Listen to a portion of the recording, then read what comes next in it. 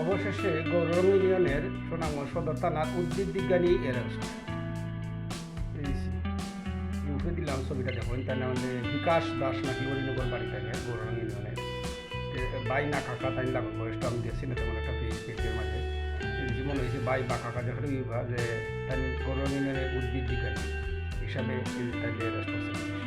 হয়তো সরকারে বলছে যে বৃক্ষ লাগান জীবন বাঁচান, বৃক্ষ লাগাইতে কাকা গাঞ্জা গাছ লাগাইছেও সাদের উঠে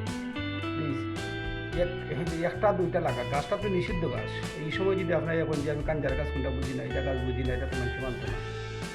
আপনার লোভে লাগাইছেন, এটা যেভাবেই লাগান লোভ নিয়ে লাগাইছেন, এই সাদের উঠে লাগাইছেন। যখন আপনার একটা ব্যবসা করার চিন্তা ভাবনার জন্য তো প্ল্যান আছে, একটা দিয়েছি বিরাট বড় প্ল্যান নিয়ে একটা আপনার রোপণ করছেন, দেখছেন কীরকম পরবর্তী সময় বিরো বড় ধরনের একটা আপনার তো প্ল্যান নিয়ে আগাইলেন। কিন্তু আপনার জানা উচিত আসলে এটা নিষিদ্ধ গাছ।